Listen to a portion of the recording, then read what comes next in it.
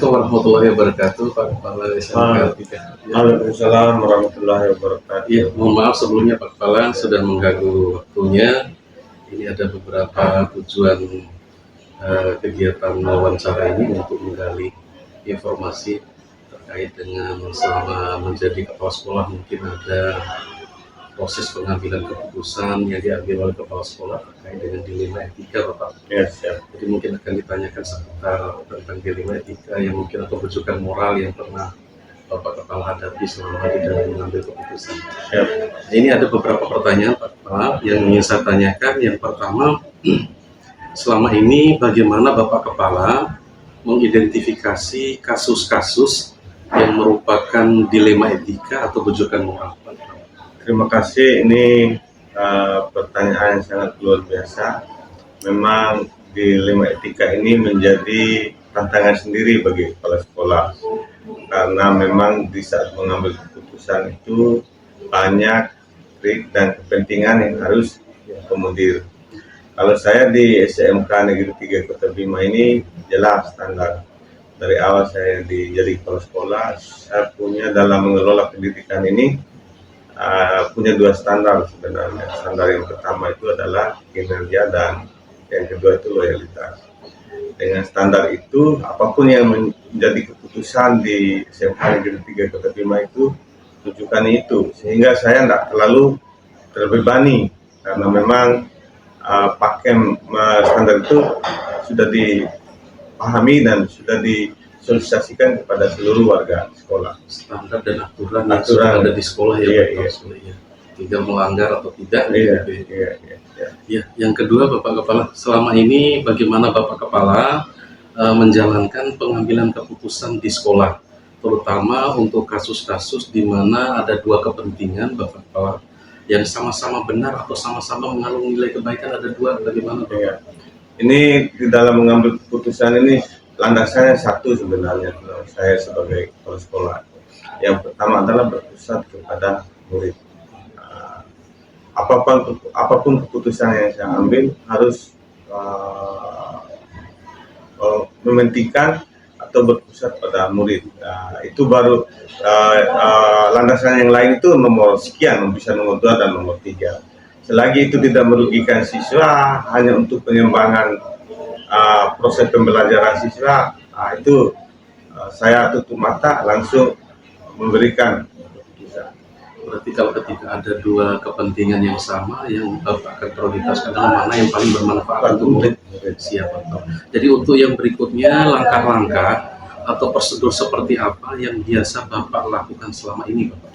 Ini memang di sekolah di SMK Negeri Kota Bima ini yang dinamikanya banyak, tapi saya selalu mengambil keputusan di samping dua standar tadi, ada juga kita mendengarkan masukan, terutama di tataran unsur pimpinan, Wakasek, termasuk guru-guru senior, mantan-mantan kepala sekolah yang kebetulan mengabdi kembali di sini.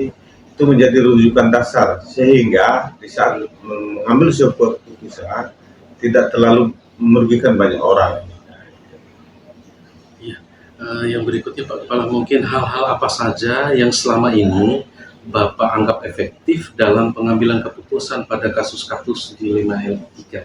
Ini yang memang yang paling efektif yang saya sudah lakukan adalah membangun komunikasi, terutama ada persoalan-persoalan di internal maupun eksternal. Kita coba silaturahim dengan terus membangun komunikasi, kira-kira solusi yang terbaik, tidak merugikan pihak tertentu. Itulah yang menjadi keputusan bersama pada dasarnya, bukan keputusan karena kepentingan dan emosional.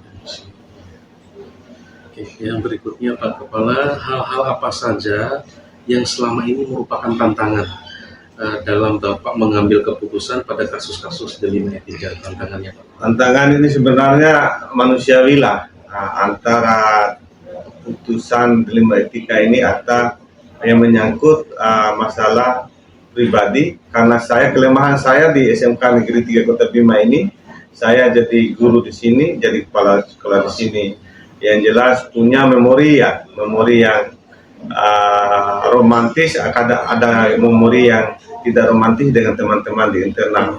Tapi dengan rujukan yang saya sampaikan dari awal tadi, 2 standar itu bisa menggugurkan semua itu. Itu tantangannya karena Bapak dari kubu di Dari sini. internal tantangan. Siap. Kemudian yang berikutnya, apakah Bapak memiliki sebuah tata kelola atau jadwal tertentu Bapak dalam sebuah penyelesaian kasus dilema etika? Jadi apakah Bapak langsung menyelesaikan di tempat atau memiliki jadwal yang Bapak buat untuk menyelesaikannya? Jadi bentuknya seperti apa atau prosedurnya seperti apa yang Bapak jalankan? Kalau tergantung dari kasusnya. Kita memetakan, menganalisis kasus ini perlu nggak kita memberikan putusan secepatnya. Ada kayak kasus-kasus yang emergensi, ya, itu yang perlu kita langsung memberikan putusan pada saat itu juga. Kalau kasus-kasus yang memang perlu dilakukan pendalaman lebih jauh, makanya langkah-langkah yang saya lakukan, saya banyak diskusi dengan orang-orang di sekeliling dia yang bisa memberikan tambahan informasi sebelum saya mengambil keputusan, karena itu menyangkut banyak hal sebenarnya. Yang penting landasannya bagaimana kenyamanan, stabilitas keamanan di sekolah itu yang diutamakan. Misal adakah seseorang atau faktor-faktor apa saja yang selama ini mempermudah atau membantu Bapak Kepala Sekolah dalam pengambilan keputusan dalam kasus-kasus dilema etika, seorang atau faktor-faktor yang kalau membantu? Personal sih hampir tidak ada, tapi kalau biasa kita meyakini di dalam agama yang kita percaya, Islam, itu biasanya kita merenung, istilahnya ada sholat istikharah untuk mengambil keputusan, terutama yang putusan yang menyangkut hajat hidup warga sekolah. Minta petunjuk pada Allah kalau kita seorang muslim. Ada yang membantu misalnya Kalau yang membantu di manajemen biasanya di unsur pimpinan, unsur Wakasek, Kaproli, kepala bengkel, bisa juga dari pihak-pihak yang secara personal saya rasa saya bisa percayai. Ya, terakhir Pak Kepala, dari semua hal yang Bapak sampaikan tadi, pembelajaran apa kira-kira yang Bapak bisa petik dari pengalaman Bapak mengambil keputusan dilema etika ini? Ini yang bisa saya pelajari dari rangkaian pertanyaan tadi, landasannya sederhana. Bagaimana kita menyelamatkan lembaga yang dalamnya ada unsur peserta didik, guru dan pegawai. Karena kenapa saya bilang gitu? Kalau saya sebagai kepala sekolah bisa berakhir pada titik tertentu. Begitu juga guru ada masanya, mungkin dia pensiun, tidak tugas dan lain sebagainya. Kalau lembaga ini seumurnya akan tetap hadir di tengah-tengah masyarakat. Apapun persoalannya, apapun permasalahannya, tetap kita rujukan bagaimana lembaga ini tetap eksis dan bagus di mata publik atau masyarakat. Siap, ya. Terima kasih Bapak sudah berbagi sharing dengan saya terkait dengan bagaimana selama ini Bapak mengambil keputusan, proses, metode, tahapan-tahapan yang Bapak lakukan, termasuk pembelajaran dari beberapa pengambilan keputusan dilema etika yang Bapak hadapi selama memimpin di sekolah ini. Terima kasih, semoga bermanfaat untuk saya ke depan Bapak, bagaimana mengambil sebuah keputusan, bahwa tidak semata-mata yang saya ambil dari diskusi tadi, bahwa tidak semata-mata saya sendiri sebagai pemimpin yang harus mengambil keputusan, tapi pertimbangan-pertimbangan sehingga konsekuensi dampak dari keputusan yang kita ambil negatifnya itu bisa diminimalisir. Terima kasih sudah berbagi Bapak Kepala Sekolah, sehat selalu dan bahagia selalu. Demikian kita tutup Bapak. Assalamualaikum warahmatullahi wabarakatuh. Sukses selalu Pak Adi. Terima kasih.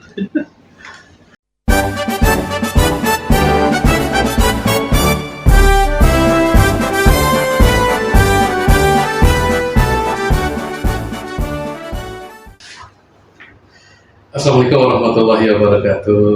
Waalaikumsalam warahmatullahi wabarakatuh. Oke, mohon maaf kalau mengganggu waktunya. Kami ini sedang mendapat tugas untuk mewawancarai 2 sampai 3 kepala sekolah terkait dengan pengalaman kepala sekolah di dalam menangani semacam dilema etika atau rujukan moral yang ada di sekolah selama Bapak memimpin di sekolah. Dan kemudian bagaimana kabarnya sebelumnya Pak Amin? Alhamdulillah baik ini Pak Adi. Syukur alhamdulillah Pak Amin. Ya. Gimana kabar anunya CGP-nya? Alhamdulillah ini sudah hampir mau berakhir, sekitar bulan November ini kami saat ini sedang modul 3.1, masih ada 2 modul lagi. Baik Pak Amin, mungkin untuk menghemat waktu, ada beberapa pertanyaan yang akan saya tanyakan ke Pak Amin terkait dengan permasalahan selama Bapak memimpin di sekolah ini, mungkin pernah mengalami dilema etika ataupun rujukan moral. Untuk pertanyaan pertama Pak Amin, selama ini bagaimana Bapak dapat mengidentifikasi kasus-kasus yang merupakan dilema etika atau rujukan moral Pak Amin? Baik ya Pak Adi, terima kasih. Yang pertama ingin sampaikan bahwa di setiap organisasi, di setiap sekolah pun itu hal yang terkait dengan dilema etika itu memang belum selalu ada. Lantas bagaimana cara kita mengidentifikasi, mengetahui bahwa kegiatan kasus itu adalah bagian daripada dilema etika? Secara prinsip saya melihatnya ada kesenjangan antara apa yang terjadi di lapangan dengan apa yang seharusnya terjadi, yang menjadi panduan pegangan kita adalah aturan itu sendiri. Sebagai contoh misalnya kalau di kita secara aturan ASN itu kan dia masuk kerjanya itu kan dia masuk ke jam 7 kemudian pulang jam 2:30 untuk ke ASN yang di NTB. Nah kemudian di kita karena memang dia adalah sudah tertanam dari dulu dari sisi budayanya bahwa kedatangan teman-teman itu hanya datang jam ngajar saja. Hal-hal seperti itu yang itu dari sisi hal tersebut.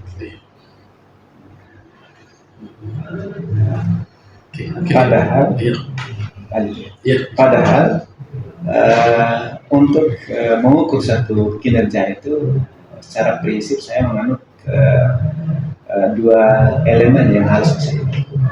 Yang pertama, kinerja itu harus diukur daripada hasil kerja atau produktivitas kerja itu sendiri. Yang kedua, yang diukur adalah disiplin kerjanya. Nah sekarang kasus yang sering terjadi adalah disiplin kerjanya sering terabaikan. Ada aturan di satu sisi ya Pak Amin ya, di sisi lain ada perasaan ya. Ada aturan, di sisi lain ada perasaan yang harus dikedepankan. Ini sebenarnya sih kalau kita teman-teman dan kita sebagai ASN ini memahami benar bahwa aturan sebagai ASN itu entah itu ASN P3K maupun ASN PNS, bahwa dalam sekian itu akan dengan sendirinya akan selesai masalahnya. Oke baik Pak Amin, untuk yang kedua Pak Amin, selama ini bagaimana Bapak menjalankan pengambilan keputusan di sekolah, terutama untuk kasus-kasus di mana ada 2 kepentingan yang sama-sama benar Pak Amin, atau sama-sama mengandung nilai kebaikan. Itu bagaimana Bapak menjalankan pengambilan keputusan di sekolah, terutama untuk kasus di mana ada 2 kepentingan yang sama-sama benar, ada 2 sama-sama benar, atau sama-sama mengandung nilai kebajikan. Bagaimana Pak Amin menjalankan itu? Terkait dengan hal tersebut, tentu saja kita harus melihat dari sisi kebermanfaatan. Mana yang lebih bermanfaat, mana yang lebih nilai manfaatnya lebih tinggi daripada yang pertama. Yang kedua, tentu saja ini dalam berpikir, dalam mengambil kesimpulan itu kita tidak bisa berdiri sendiri, harus mendapatkan masukan dari berbagai pihak. Kita terbiasa dengan setiap pengambil keputusan itu selalu melibatkan semua unsur yang ada, terutama unsur-unsur dekat, prokesnya dan lain sebagainya, sehingga kita bisa melihat, menilai masalah itu secara objektif. Sehingga dalam nanti menyimpulkan segala sesuatu itu sudah berdasarkan pertimbangan Iya, dilihat dari nilai kebermanfaatan yang paling penting. Dan kemudian langkah-langkah atau prosedur seperti apa yang biasanya Bapak sebagai kepala sekolah lakukan selama ini Pak untuk pengambilan keputusan seperti langkah-langkah? Langkah-langkahnya kita untuk mengambil suatu keputusan itu tentu saja yang pertama adalah mendengar bagaimana duduk permasalahan persoalan yang terjadi, ya, kemudian kronologisnya seperti apa, atau mempelajari bagaimana permasalahan atau situasi itu. Nah, setelah itu setelah dipelajari bagaimana permasalahan-permasalahan itu terjadi, maka kita bisa memanggil atau mengumpulkan siapa saja unsur-unsur yang terlibat dalam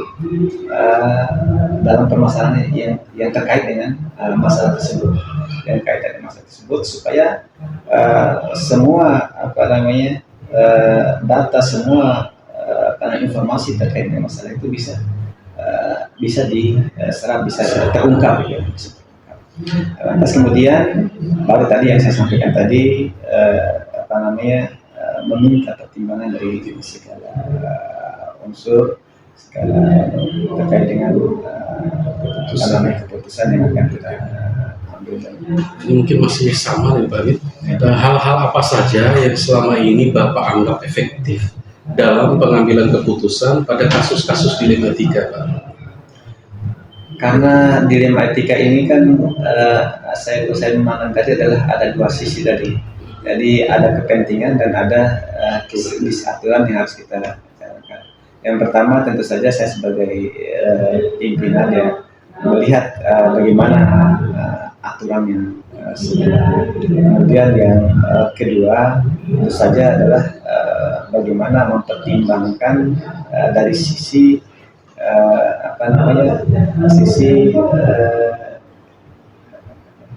psikologis ya, nurani itu supaya kemudian kita kita mau menyelesaikan masalah ternyata membuat masalah baru. Nah, untuk itu keterbukaan, kedekatan, komunikasi dengan teman-teman yang dalam tanda kutip yang memiliki masalah itu sangat penting. Ini Pak, mungkin yang hal-hal apa saja yang selama ini merupakan tantangan bagi Bapak dalam pengambilan keputusan pada kasus-kasus dilema etika, tantangannya Pak? Tantangan lagi-lagi terkait dengan nurani perasaan. Ya, tapi sebagai pimpinan itu tidak bisa itu menjadi nomor satu yang harus dipertimbangkan. Tentu saja harus ada hal-hal lain yang perlu dipertimbangkan. Ya, itu ya tantangannya Pak Mit ya. Perasaan ya. Kedekatan ya. Ini Pak Mit, apakah Bapak memiliki sebuah tata kelola atau jadwal tertentu dalam menyelesaikan kasus dilema etika? Apakah Bapak langsung menyelesaikan di tempat atau memiliki sebuah jadwal untuk menyelesaikannya? Bentuk atau prosedurnya seperti apa yang Bapak jalankan? Kalau dari sisi caranya itu kedua-duanya bisa kita. Dalam artian kami di sini punya kebiasaan melaksanakan pertemuan itu hampir setiap hari. Yang pertama ada apel Senin, kemudian siangnya kami ada kegiatan ruang refleksi ada zuhur. Itu berjalan dari Senin sampai dengan Kamis. Kemudian hari Sabtunya itu ada lagi. Artinya dalam tataran cara penyampaian itu sebenarnya sudah clear pada saat kita melakukan pembinaan di. Lantas bagaimana tindakan selanjutnya? Ketika itu menjadi sesuatu yang harus kita selesaikan, kita akan selesaikan di sana. Misalnya ada kasus memang yang butuh kalau didiamkan itu menjadi berkepanjangan masalahnya, pada saat itu kita akan menyelesaikan. Tentu saja yang pertama lakukan pembinaan, kemudian setelah itu kita membuat panggilan surat panggilan ya. Seperti kemarin contoh misalnya ada kasus di mana guru-guru sekarang absensi saya tekankan absensi di dalam kelas itu atau masuknya teman-teman dalam kelas akan saya input di dalam PMM seperti itu. Itu data yang kita angkat berdasarkan data yang ada di jurnal mengajar. Nah, ketika kita melihat ternyata ada beberapa orang guru yang persentase masuk ke dalam kelas itu sampai dengan di angka 30%. Nah, sampai di angka 50%, 70%. Nah, sehingga kita memanggil teman-teman guru ya 13 orang yang kinerja tingkat layanan di dalam KPM itu di bawah 70%. Nah, 13 orang. Nah, setelah kita panggil ternyata permasalahannya ada yang malas ngisi. Kemudian ada yang yang memang tidak masuk kelas, ada yang jaringannya terganggu. Nah, semua itu harus dikelola berdasarkan permasalahan itu tentu saja. Nah, ketika masalah itu terkelola dengan baik, dan alhamdulillah setelah itu clear masalahnya, nggak ada lagi masalah. Saya bilang sama mereka bahwa melupa tidak terlibat dalam masalah lain. Tapi ketika administrasi ini menjadi satu kiblat bagi kita, maka kita harus bukan teguh di sini. Maka inilah yang akan menjadi panduan saya dalam mengambil kebijakan dan penilaian. Iya, luar biasa Pak Hamid. Nah, ini yang untuk adakah seseorang Pak Hamid atau faktor-faktor apa yang selama ini mempermudah atau membantu Bapak dalam pengambilan keputusan dalam kasus-kasus delima etika Pak? Seseorang atau faktor mempermudah? Iya, yang pertama tentu saja kalau di personal ya tentu saja orang-orang yang terdekat kita lah, semua kita yang ada yang menjadi lokasi yang asli itu adalah orang-orang yang mempermudah kita untuk mengambil kesimpulan atau keputusan. Kemudian faktor-faktor apa saja yang mempermudah? Ya, kalau saya melihat sih kita ini sering tersumbat pada komunikasi. Ya, artinya komunikasi yang baik, keterbukaan yang bagus, dan kolaborasi yang baik dengan teman-teman itu sesungguhnya akan kecil kemungkinan kita bermasalah di titik ini. Terima kasih ya Pak Hamid, ya, kolaborasi dengan teman-teman. Ya, nih terakhir Pak Hamid, dari semua hal yang telah Bapak sampaikan tadi, pembelajaran apa yang dapat Bapak petik dari pengalaman Bapak mengambil keputusan delima etika Pak Hamid?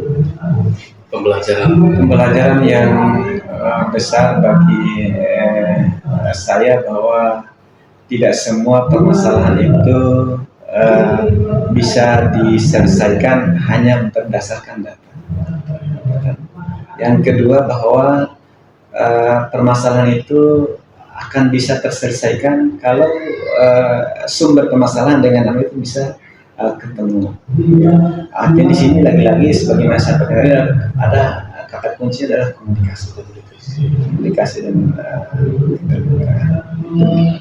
Oke, terima kasih wawancara yang luar biasa dengan Bapak Kepala SMK PP Kota Bima terkait dengan beberapa hal pengambilan keputusan berdasarkan delima etika. Perbincangan yang luar biasa Pak Hamid, terima kasih sudah menerima, sudah meluangkan waktu untuk bisa melayani saya mewawancara beberapa hal yang akan menjadi pengalaman hebat juga buat saya dari pengalaman tadi yang Bapak ceritakan sangat luar biasa. Semoga bisa saya tiru ke depannya. Terima kasih banyak Pak Hamid. Sukses selalu untuk KCGP. Terima kasih. Assalamualaikum warahmatullahi wabarakatuh. Waalaikumsalam.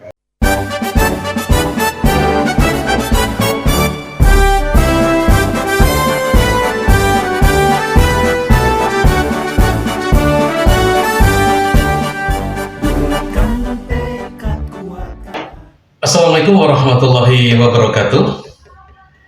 Setelah melakukan wawancara dengan dua orang kepala sekolah, yakni Bapak Kepala SMK Negeri 3 Kota Bima, Bapak Jainuddin SPDMM, dan Bapak Kepala SMK PP Negeri Bima, Bapak Abdul Hamid SPT MPD. Maka kemudian saya melakukan analisis dan juga refleksi atas hasil wawancara tersebut. Nah, yang pertama, hal-hal menarik dan pertanyaan mengganjal. Berdasarkan hasil wawancara dengan Kepala SMK Negeri 3 Kota Bima dan Bapak Kepala SMK PP Negeri Bima, dapat diketahui bahwa dalam pengambilan keputusan terkait dengan dilema etika dilakukan dengan penuh pertimbangan dan penuh dengan kehati-hatian. Jadi hal menarik yang ditemukan adalah bagaimana keduanya melibatkan tim manajemen sekolah dan membangun komunikasi serta kolaborasi dengan berbagai elemen di sekolah dalam pengambilan keputusan terkait dengan dilema etika. Nah, ada pertanyaan mengganjal terkait bagaimana mereka melakukan evaluasi terhadap keputusan yang telah diambil dalam konteks keputusan tersebut memerlukan penilaian yang sangat mendalam karena kompleksitas dari permasalahannya. Nah, proses pengambilan keputusan terkait dengan dilema yang dilakukan oleh kedua kepala sekolah sudah memenuhi konsep 4 paradigma, 3 prinsip, dan 9 langkah pengujian keputusan. Walau terlihat keduanya sudah mempraktekkan pengambilan keputusan yang memenuhi nilai keadilan dan serta keterlibatan, tetapi dalam wawancara diketahui bahwa mereka belum menerapkan secara utuh dan sistematis langkah pengujian keputusan, sehingga hal ini memberi ruang bagi peningkatan kualitas pengambilan keputusan dalam konteks dilema etika dengan memenuhi konsep atau teori seperti konsep 4 paradigma, 3 prinsip, dan 9 langkah pengujian keputusan dalam penerapannya oleh kepala sekolah. Nah, persamaan dan perbedaan di antara keduanya, persamaan yang ditemukan dari hasil wawancara, pertama, keduanya memiliki kesamaan dalam menghadapi tantangan yang sama, karena kedua kepala sekolah ini berangkat dari guru di sekolahnya masing-masing, sehingga kerap mengalami dilema etika karena dekat dan mengenal dengan baik orang-orang yang dipimpinnya. Tetapi karena sudah menyangkut aturan sekolah, maka harus dijunjung tinggi kepentingan sekolah. Nah, kesamaan lain adalah mereka dalam pengambilan keputusan melibatkan tim seperti unsur-unsur wakil kepala sekolah, guru senior, bahkan ada melibatkan mantan kepala sekolah sebelumnya yang kemudian jadi guru di sekolahnya, kemudian melakukan pengumpulan data dan informasi serta membangun komunikasi yang terbuka dan silaturahmi di dalam prosesnya. Nah, sementara perbedaannya adalah pada cara dan metode keduanya menghadapi masalah, tekanan, dan tantangan di dalam pengambilan keputusan dilema etika ini. Seperti Kepala SMK Negeri 3 Kota Bima yang sudah mempunyai atau memiliki standar yang menjadi aturan di sekolah dan telah disosialisasikan dan telah dipahami oleh seluruh warga sekolah. Sementara Kepala SMK PP Negeri Bima, Bapak Abdul Hamid, memiliki media yang digunakan untuk melakukan refleksi sekaligus ruang media pembinaan kepada guru-guru, seperti refleksi setelah sholat duhur atau ba'da duhur. Nah, ini diikuti oleh seluruh guru di SMK PP Negeri Bima.